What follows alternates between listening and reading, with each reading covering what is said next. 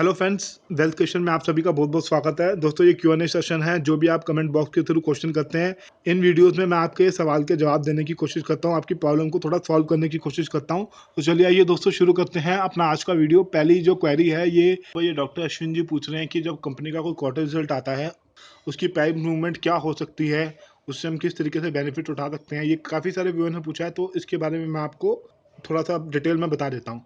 दोस्तों देखिए, ऐसा है, जब भी किसी कंपनी का क्वार्टर रिजल्ट आने वाला होता है, मैंने जनरली ऐसा पाया, जब तक उस रिटेल इन्वेस्टर को वो न्यूज़ पता लगती है, तब तक उस स्टॉक में गेम ओवर हो चुकी होती है, वो इफेक्ट आ चुका होता है। ओके, एक न्यूज़ जो होती है फ्लो करती है, जब तक आप तक पता चलेगी तब तक बड़े बड़े जो खिलाड़ी होते हैं वो उसमें अपना रिएक्शन दिखा चुके होते हैं। यहाँ पे जब कंपनी का कोई क्वार्टर रिजल्ट अच्छा आता है तो स्टॉक जनरली ऊपर बढ़ जाता है, और कंपनी का जब क्वार्टर रिजल्ट बुरा आता है तो जनरली स्टॉक में सडन फॉल आ जाता है। लेकिन जब तक ये प्राइस मूवमेंट होती है, जब रिटेल इन्वेस्टर तक ये इन्फॉर्मेशन पहुंचती है, तब तक उसके अंदर काफ़ी हद तक खेल ओवर हो चुका होता है। तो कई बार क्या होता है कि जैसे स्टॉक का प्राइस जो है, जो न्यूज़ आई है पर्टिकुलर स्टॉक के अंदर, उसके अगेंस्ट भी विपरीत भी जा सकता है। मान लीजिए कि जो बड़े बड़े इन्वेस्टर हैं, उन्होंने पहले ही अंदाजा लगा लिया कि इसका क्वार्टर रिजल्ट गंदा आने वाला है, तो पहले ही इसके अंदर शार्प फॉल आ जाएगा। तो बेसिकली हमें करना क्या है, हमें जो है अपना रिसर्च करना है किसी भी स्टॉक में इन्वेस्ट करने से पहले। जैसे कि मैं हर वीडियोस के अंदर बोलता हूँ, मेरे कहने का मतलब ये है कि पहले आप देखिए कि आप किस टाइप के इन्वेस्टर हैं। लॉन्ग टर्म इन्वेस्टर हैं तो कोई दिक्कत वाली बात नहीं है। आप बिजनेस को देखिए, बिजनेस अगर ग्रो करने वाला है तो इस मान लीजिए एक दो क्वार्टर रिजल्ट अच्छे भी नहीं आए, मतलब एक दो क्वार्टर के रिजल्ट अच्छे नहीं आते, तो लेकिन कंपनी का बिजनेस अच्छा है, इन फ्यूचर कंपनी का बिजनेस ग्रो कर सकता है, उसमें एफ की, म्यूचुअल फंड हाउस की, इंस्टीट्यूशन की, बड़े इन्वेस्टर की होल्डिंग अच्छी है, तो एक रिजल्ट अगर अच्छा नहीं आया, कहने का मतलब ग्रोथ नहीं आई, जैसे 20% 15% की क्वार्टर ग्रोथ आती है वो नहीं आई, मतलब फ्लैट रिजल्ट आए, तो अगले क्वार्टर में अच्छी रिजल्ट आएंगे, इन फ्यूचर ग्रोथ आएगी, तो स्टॉक जो है रिकवर कर सकता है, स्टॉक के अंदर अच्छी तेज़ी हमें देखने को मिल सकती है। ठीक है, अब यहाँ तो हो गया एक लॉन्ग टर्म वाली बात। दूसरी हो गई शॉर्ट टर्म वाली बात।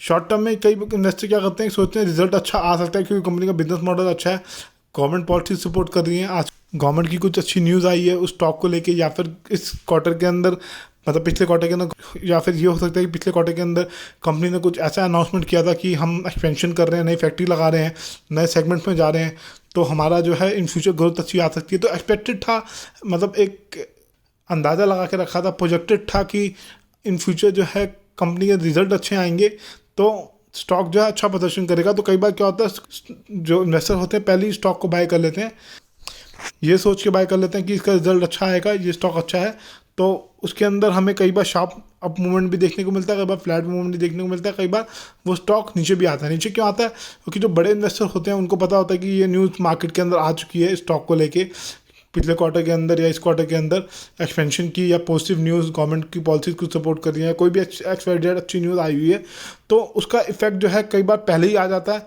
कई बार बाद में आता है। तो आपको करना ये है कि न्यूज़ बेस्ड स्टॉक से थोड़ा सा दूर रहना है अगर आप शॉर्ट टर्म इन्वेस्टर हैं तो, क्योंकि कई बार पॉजिटिव भी रिजल्ट देखने को मिल सकते हैं, कई बार नेगेटिव रिजल्ट भी देखने को मिल सकते हैं। आज आपको कई बार मुनाफा भी होगा, कई बार नुकसान भी होगा। वहीं अगर आप इंटरडे ट्रेडर हैं तो मूवमेंट ऊपर का भी हो सकता है, नीचे का भी हो सकता है, तो आपको जो है अपनी स्ट्रेटेजी बना के वर्क करना है, अपनी रिसर्च करके काम करना है। अगर आप उस दिन काम कर रहे हैं जिस दिन कंपनी का रिजल्ट आने वाला है, जनरली मैं उस दिन अवॉइड करता हूँ, क्योंकि पता नहीं होता कि कभी ऊपर भी जा सकता है, नीचे भी जा सकता है। इससे बचने के लिए आप इंडिकेटर्स को अप्लाई कर सकते हैं, आप टेक्निकल एनालिसिस कर सकते हैं। हाँ, जब आप टेक्निकल एनालिसिस करेंगे, जब आपका चार्ट रीडिंग आपको करना आ जाएगा, जो आपका इंडिकेटर है, जो आपका रिलायबल इंडिकेटर है, जो आपका भरोसेमंद इंडिकेटर है, जो आपको रेगुलर बेसिस पे अच्छे रिजल्ट दे रहा है, अगर वो आपको दिखा रहा है कि अभी यहाँ पे बाय कॉल बना है, स्टॉक अप मूव दे सकता है, तो आप उसमें बाय कॉल ले सकते हैं। अगर आपको लग रहा है कि इसके अंदर अब नीचे आ सकता है, सेल कॉल दे रहा है आपका इंडिकेटर, तो सेल कॉल ले सकते हैं। जनरली जिस दिन रिजल्ट आने वाला होता है उस दिन मैं कोशिश करता हूँ कि स्टॉक के अंदर काम नहीं करता हूँ। तो मेरे हिसाब से रिटेल इन्वेस्टर को समझना काफ़ी मुश्किल है ऐसी सिचुएशन के अंदर। अगर वो रिजल्ट के बेसिस पे काम करेंगे तो मुझे लगता है उनको नुकसान होगा।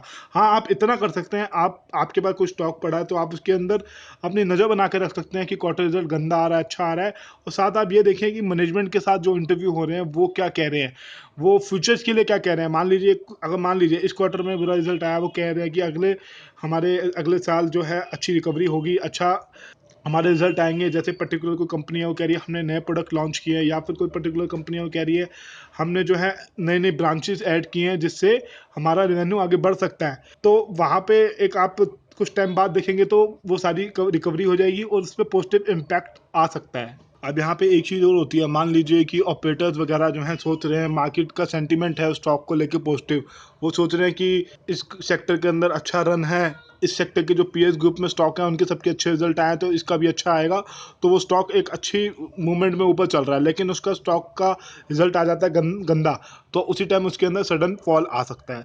बाकी मैं आपको पर्सनली बोलूँ, जिस दिन रिजल्ट आता है या कोई पर्टिकुलर स्टॉक के अंदर कोई न्यूज़ होती है, उस दिन मैं स्टॉक के अंदर निवेश नहीं करता हूँ, उसके क्योंकि मार्केट काफ़ी वॉलेटाइल है। एक पर्टिकुलर स्टॉक का इंटरडे में ट्रेंड प्रिडिक्ट करना काफ़ी मुश्किल होता है जिस स्टॉक में पर्टिकुलर न्यूज़ आई हो। वैसे वैसे जो इंटरडे में जो स्टॉक का मूवमेंट होता है वो अप डायरेक्शन में या डाउन डायरेक्शन में, वो आप बहुत आसानी से चार्ट को रीड करके पता लगा सकते हैं। उसके अंदर अगर आप ट्रेड करेंगे तो मेरे हिसाब से फिर भी आपको थोड़ा प्रॉफिट हो सकता है, बजाय इसके अंदर थोड़ा रिस्क इन्वॉल्व होता है, तो आप अपने रिस्क पे कर सकते हैं, इसमें आपको नुकसान भी हो सकता है। तो दोस्तों चलते हैं अगले क्वेश्चन के ऊपर। ये बायबैक के ऊपर मैंने वीडियो अपलोड किया, इस पर काफ़ी सारे व्यूअर ने कमेंट किया। दोस्तों आप मेरी बात को समझ नहीं पाए, मैं क्या समझाना चाह रहा हूँ, मैं आपको थोड़ा आसान भाषा में समझाता हूँ, आपको डिटेल समझ में आएगा। तो दोस्तों देखिए, ऐसा है, कोई पर्टिकुलर स्टॉक है, अगर आपको लग रहा है वो काफ़ी शार्प फॉल आ गया किसी ऐसे रीज़न की वजह से जो कि आने वाले टाइम में वो रिकवर कर जाएगा, तो आप उसके अंदर बाय पोजीशन बनाना चाहें तो आप अपने रिस्क पे बना सकते हैं। लेकिन मैंने इसके अंदर सिर्फ बायबैक की बात की है। मेरे काफ़ी सारे व्यूअर ने बायबैक के ऊपर मुझे मेल किया था, तो मैंने इसलिए वीडियो अपलोड किया। मैंने उसमें समझाया, सपोज कर लीजिए एक पर्टिकुलर कंपनी ने बायबैक अनाउंस किया, आज उसका स्टॉक प्राइस चल रहा है 500 रुपये का, उसने कहा कि मैं 650 पे बायबैक करूँगा, ठीक है, 650 या 600 के अराउंड कहीं पे भी। तो एक रिटेल इन्वेस्टर को इस बात के बारे में जानकारी नहीं है, वो ये सोचता है कि 100 रुपये का प्रीमियम है, 100 रुपये के प्रीमियम के चक्कर में वो शेयर को बाय कर लेता है। लेकिन उसको ये नहीं मालूम, अगर मैं 100 शेयर बाय कर रहा हूँ तो उसके अंदर मुझे 3 या 4% का ही बायबैक आएगा, यानी कि अगर मेरे पास 100 शेयर है तो कंपनी मुझे 4 शेयर या 5 शेयर का ही ऑफर देगी, आप ये वापस दे सकते हो, बाकी शेयर पे उसको बायबैक नहीं आएगा। आपका 100 शेयर है, जैसे मान लीजिए अभी मेरे पास स्टॉक के थे, तो उसके अंदर मुझे 3 शेयर का ही बायबैक आया, तो मैं सिर्फ 3 शेयर ही वापस कर सकता हूँ, उस 3 शेयर पे मुझे बेनिफिट मिलेगा, लेकिन बाकी के शेयर पे मुझे बेनिफिट नहीं मिलेगा। तो अगर उस पर्टिकुलर स्टॉक के अंदर, उस पर्टिकुलर सेक्टर के अंदर नेगेटिविटी नहीं है, या फिर उसके कंपनी में दम है आगे, तो वो हो सकता है शायद आगे भी बढ़ जाए, उसके प्लान अच्छे हैं तो वो आगे भी बढ़ जाए। जैसे रिलायंस इंडस्ट्री का काफ़ी टाइम पहले बायबैक आया था, वो 700 के करीब आया था, आज देखिए वो स्टॉक कहाँ पहुँच गया। तो मैं यहाँ रिकमेंड नहीं कर रहा हूँ कि आप रिलायंस इंडस्ट्री का स्टॉक बाय करें, बस उदाहरण के लिए आपको समझाने की कोशिश की। अब यहाँ पे 2 तरीके की कंपनियाँ जो हैं बायबैक लेके आती हैं। अब मैं आपको और थोड़ा डिटेल में समझाता हूँ। पहले आपको ये समझना होगा कि कंपनी बायबैक क्यों लेके आती है। कंपनी सपोज कर लीजिए बोनस शेयर इशू कर रही है या फिर बायबैक लेके आ रही है, वो तभी बायबैक लेके आती है जब कंपनी को अच्छा खासा प्रॉफिट हो रहा हो, उसके बाद ठीक ठाक अमाउंट में कैश हो या सरप्लस कैश हो, बिजनेस को एक्सपेंड करने के बाद कैश बच गया, तो अब ये जो सरप्लस कैश है वो उसको रिक्वायरमेंट नहीं है आगे और स्पेंड करने के लिए, अब उसके बाद फालतू कैश पड़ा है तो उसको वो यूज़ कर रही है। अब बायबैक में बेसिकली क्या होता है कि काफ़ी सारी चीज़ें इंप्रूव होती हैं। एक तो कंपनी के शेयर मार्केट से कम हो जाते हैं, तो आउटस्टैंडिंग जो शेयर हैं, जो कितना कंपनी ने बायबैक कर लिया उतना मार्केट से उड़ जाएंगे वो शेयर। तो इस चीज़ से बेसिकली क्या होता है, शेयर होल्डर की एक वैल्यू बढ़ जाती है, ईपीएस बढ़ जाता है, अर्निंग पर शेयर। तो इससे क्या होता है, कंपनी का रिटर्न ऑन इक्विटी बढ़ जाता है, रिटर्न ऑन एसेट बढ़ जाता है, और जैसा मैंने बताया ईपीएस भी बढ़ जाता है। तो इतनी सारी चीज़ें बढ़ जाती हैं, तो इतना सारा पॉजिटिव इम्पैक्ट होता है लॉन्ग टर्म में, एक शेयर होल्डर को इससे बेनिफिट होता है।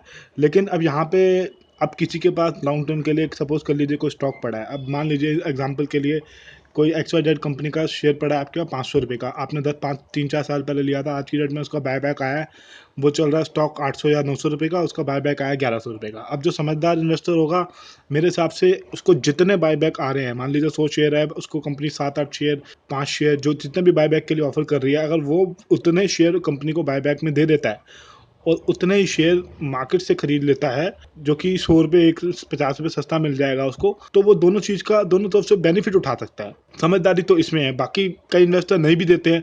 अगर मुझे ऐसी अपॉर्चुनिटी मिलती है तो मैं ज़रूर उसका फ़ायदा उठाता हूँ। अब बायबैक लाने का फ़ायदा कंपनी को एक ये होता है कि जैसे मैंने अभी आपको बताया कि बायबैक लाने का मोटा मोटा फ़ायदा ये होता है, जैसे कंपनी कितने शेयर बायबैक कर लिए, कंपनी का रिजर्व में काफ़ी ज़्यादा कैश पड़ा है, पैसे पड़े हैं, उसको यूज़ करके अपने एग्जिस्टिंग शेयर होल्डर को बोला कि हम मार्केट प्राइस से थोड़ा प्रीमियम देके आपको एक्स्ट्रा पैसे देके आपसे बायबैक ले रहे हैं ऑफर। मान लीजिए अगर 1000 रुपये का कोई शेयर चल रहा है तो 1100-1200 रुपये में हम बायबैक कर रहे हैं, ठीक है, आप हमें वापस कर सकते हो शेयर। तो इसमें क्या होगा कि अब कंपनी को इन फ्यूचर डिविडेंड जो देना पड़ेगा कम शेयर पे देना पड़ेगा। जैसे मान लीजिए मेरे पास 100 शेयर है, ठीक है, 100 शेयर पे कंपनी 10 रुपये का डिविडेंड देती थी, 1,000 रुपये का डिविडेंड साल का आता रहा। अब मान लीजिए 10 शेयर उसमें से कंपनी ने बायबैक कर लिए, तो अब 90 शेयर के ऊपर डिविडेंड देना है। डिविडेंड जो है कम देना पड़ेगा और बोनस भी देना पड़ेगा इन फ्यूचर, तो 100 शेयर पे नहीं 90 शेयर पे देना पड़ेगा। आप उम्मीद करता हूँ कि आपको बात समझ आ गई होगी। तो यहाँ पे बायबैक लाने का फ़ायदा ये होता है कि इसमें ये पता चलता है कि प्रमोटर को इंटरेस्ट है कंपनी के अंदर, कंपनी उसको लगता है कि इन फ्यूचर मेरी कंपनी अच्छा प्रदर्शन कर सकती है, ग्रोथ आ सकती है, मेरा बिजनेस ग्रो कर सकता है, तो मैं अभी मेरे पास पैसा पड़ा है, मैं इसे बायबैक कर लेता हूँ, बायबैक कर लेता हूँ, शेयर जो हम बायबैक कर लेता हूँ। लेकिन एक बात का ध्यान रखना है आपको, आड़ू ताड़ू कंपनी के जो बायबैक आते हैं उसमें आपको इन्वॉल्व नहीं होना है, उसके अंदर आपको पैसा नहीं लगाना। कई इन्वेस्टर ऐसे करते हैं, जैसे आज कोई न्यूज़ आई बायबैक की, मान लीजिए 1,000 रुपये का शेयर मार्केट में ट्रेड हो रहा है, कंपनी कहती है मैं 1200, 1300 या 1400, 1500 में बायबैक करूँगी, ठीक है, तो कई इन्वेस्टर 100 शेयर 200 शेयर बाय कर लेते हैं, ठीक है। बाद में कई बार क्या होता है कि स्टॉक का प्राइस नीचे आ जाता है, क्योंकि कंपनी के फंडामेंटल स्ट्रॉन्ग थे नहीं, कंपनी सॉलिड थी नहीं, उसमें जो है कई इन्वेस्टर फंस जाते हैं। पर्सनली मैं भी कई बार एक बार फंसा हूँ, तो मैं अपना दिल की बात जो है आपके साथ शेयर कर रहा हूँ। आपको फंडामेंटल देखने हैं, कंपनी का ये देखना है कि बिजनेस क्या है, आगे क्या होने वाला है, कंपनी कितनी सॉलिड है, फ्यूचर क्या होने वाला है। बायबैक उस कंपनी का आ रहा है तो हमें ब्लाइंडली मतलब फटाफट भाग के उसको पकड़ उसको बाय नहीं कर लेना, शेयर को अपनी रिसर्च करनी है। और पहले अगर शेयर पड़े हैं आपके पास डीपी में, अच्छी सॉलिड कंपनी है, मान लीजिए जैसे इन्फोसिस हो गया, रिलायंस इंडस्ट्री हो गया, टीसीएस हो गया, ऐसी अच्छी अच्छी कंपनी के बायबैक आते ही रहते हैं, तो उसमें क्या आपको बायबैक में कंपनी को शेयर वापस सरेंडर कर देने हैं, दे देने हैं उनको, और उसके बाद मार्केट से अगर आप खरीदना चाहें तो दोबारा खरीद सकते हैं, आपको मुनाफा हो जाएगा। तो ये बेनिफिट होता है बायबैक का। तो इसके अंदर एक चीज़ और होती है, जैसे कोई बेकार कंपनी है, उसके बैलेंस शीट में डेट ज़्यादा है और नंबर अच्छे नहीं आ रहे, ग्रोथ अच्छी नहीं आ रही, कंसिस्टेंट बेसिस पे डामाडोल रिजल्ट आ रहे हैं, नेगेटिव रिजल्ट आ रहे हैं, अब उस कंपनी का स्टॉक प्राइस जो है मार्केट में नीचे गिरता जाता है, क्योंकि ऐसे स्टॉक को ज़्यादातर इन्वेस्टर होल्ड नहीं करते हैं जिसके अंदर अच्छे नंबर ना आ रहे हो। तो उस स्टॉक का प्राइस ज़्यादा नीचे गिर रहा है, उसको उठाने के लिए कंपनी कई बार बायबैक भी लेके आती है, क्योंकि उसका स्टॉक प्राइस काफ़ी नीचे गिर रहा है। मार्केट में जो है पॉजिटिव इमेज बनानी है उस कंपनी की, तो शेयर होल्डर को खुश करना है, तो कई बार क्या होता है कि पॉजिटिव सेंटीमेंट बनाने के लिए कोई मतलब फंडामेंटल स्ट्रॉन्ग कंपनी नहीं होती है, वो अपना बायबैक भी लेके आती है, तो उससे ये होता है कि कंपनी शेयर होल्डर को भरोसा जाता है कि कंपनी का बिजनेस अच्छा है, प्रमोटर को भरोसा है कि मेरा बिजनेस ग्रो करेगा, तो मैं थोड़ा शेयर जो है बायबैक कर लेता हूँ। तो उससे क्या होगा कि फिर मार्केट के अंदर मेरे शेयर का प्राइस भाव बढ़ सकता है, क्योंकि इसमें क्या होता है कि शेयर लोग को ऐसा लगेगा, पब्लिक को ऐसा लगेगा कि अब कंपनी अच्छा करेगी, इसलिए प्रमोटर ने बायबैक किया, आगे जो है ग्रोथ आएगी, बाइंग आएगी, बड़े इन्वेस्टर की इसके अंदर स्टॉक बढ़ सकता है, तो मैं बायबैक में शेयर अपने सिलेंडर कर देता हूँ। तो कंपनी सोचती है मैं बायबैक ले आती हूँ। तो उस चीज़ का बेनिफिट उठाने के लिए भी कई बार बायबैक में क्या आती है, जो ऐसे कोई बेकार कंपनी का बायबैक में है, तो मेरे हिसाब से तो एक शेयर होल्डर को आंख बंद करके सिलेंडर कर देने चाहिए, और दोबारा मेरे हिसाब से बाय तो करना नहीं चाहिए। वो तो फिर फंडामेंटल्स की बात हुई, जब आप और डिटेल्स में स्टडी करेंगे तो इस चीज़ को आसानी से समझ लेंगे। वहीं जो राइट इशू होता है वो भी एक इसी तरीके से होता है। मान लीजिए आपके पास 100 शेयर है, अब कंपनी को पैसा चाहिए बिजनेस को एक्सपेंड करने के लिए, तो वो एग्जिस्टिंग शेयर होल्डर के पास चली आती है कि भाई मेरा स्टॉक तो मार्केट में लिस्ट है, मैं आईपीओ तो नहीं लेके आ सकता, तो मुझे बिजनेस को स्पेंड करने के लिए फंड की रिक्वायरमेंट है, तो मैं आपको ऑफर देता हूँ। मान लीजिए स्टॉक प्राइस 100 रुपये का चल रहा है मार्केट में, तो कंपनी ने कहा कि मैं आपको 75 रुपये में ऑफर दूंगा, यानी कि आपके पास अगर 100 शेयर हैं, वो रेशियो होता है 3:5 या 2:5 या कईयों का 2:10, या मतलब काफ़ी डिफरेंट रेशियो होता है, वो रेशियो को आप समझेंगे तो पता लगा लेंगे। बाकी फिर भी अगर आपके पास शेयर हैं तो आपके रजिस्टर मेल आईडी पे मेल आ जाता है, आपको वो बता देते हैं कि इतने स्टॉक पे आपको बायबैक या राइट इशू का बेनिफिट मिल सकता है। और सिंपल वे में मैं आपको समझाता हूँ। राइट इशू का बेसिकली मतलब ये होता है, मार्केट में शेयर लिस्टेड है, मतलब मेरा मान लीजिए मेरी कंपनी है एबीसी कंपनी, उसका स्टॉक मार्केट में लिस्टेड ट्रेड हो रहा है। अब कंपनी को एक्सपेंशन के लिए फंड की रिक्वायरमेंट है, कंपनी जो है एग्जिस्टिंग शेयर होल्डर के पास चली जाती है, जैसे कि आपके पास कंपनी आ गई, कोई भी कंपनी आ गई एबीसी कंपनी, आपके पास उसका शेयर है, तो कंपनी ये कहती है कि मुझे फंड की रिक्वायरमेंट है एक्सपेंशन के लिए। प्रमोटर कहता है मुझे पैसे की ज़रूरत है बिजनेस को बढ़ाने के लिए, या मुझे फैक्ट्री सेटअप करनी है नहीं, तो मैं आपके पास आया हूँ, मार्केट में 100 रुपये का भाव चल रहा है, मैं आपको 80 रुपये या 70 रुपये पे शेयर ऑफर कर दूंगी, मतलब मार्केट से सस्ते दाम पे आपको शेयर ऑफर कर दूंगी। आप लेना चाहते हैं तो ले लीजिए, आपके सामने ऑफर है, आप पैसे दे दीजिए, पेमेंट कर दीजिए और आप शेयर ले लीजिए। तो ये बहुत अच्छा सुनहरा मौका होता है, एक मतलब बोनस शेयर जैसा ही होता है राइट इशू। इसके अंदर आपको ये देखना है कि कंपनी के फंडामेंटल कैसे हैं। ऐसा तो नहीं है कंपनी कर्जे में डूबी हुई है, कंपनी हैवी लॉसेज में है, उसका राइट इशू आ गया तो आपने अप्लाई कर दिया। आपको जो है रिसर्च करनी होगी उसमें अप्लाई करने से पहले। तो यहाँ पे मैं आपको ये समझाने की कोशिश कर रहा हूँ, जैसे 100 शेयर है एग्जाम्पल के लिए, कंपनी ने कहा कि आपको 5 शेयर ही मिलेंगे राइट इशू में, तो आपको वो जो 25 रुपये का डिफरेंस है वो आप कमा लेंगे अगर आप राइट इशू के लिए अप्लाई करते हैं। तो राइट इशू मेरे हिसाब से ज़्यादा बेटर होता है। अगर किसी अच्छी कंपनी का आया उसके अंदर काफ़ी अच्छा बेनिफिट हमें मिलता है, क्योंकि वो एक किस्म का एक छोटा बोनस ही होता है, और वो पैसा जो कंपनी जुटा रही है वो बिजनेस के एक्सपेंशन में ही यूज़ होता है। यहाँ पे एक चीज़ का आप हमेशा ध्यान रखें, अगर आप किसी किसी कंपनी में राइट इशू में अप्लाई कर रहे हैं तो थोड़े उसके फंडामेंटल भी देख लें। ऐसा ना हो कि उसका डेट हाई साइड पे हो और प्रमोटर ने ज़्यादा प्लेजिंग भी कर रखी हो, वो पहले ही कंपनी कर्जे में है, अब वो शेयर होल्डर से पैसा जुटा रही है किसी तरीके से, तो वहाँ पे जब डेट ज़्यादा है और प्लेजिंग भी है तो वो एक थोड़ा सा ठीक नहीं होता। उस राइट इशू में इतना मज़ा नहीं आता।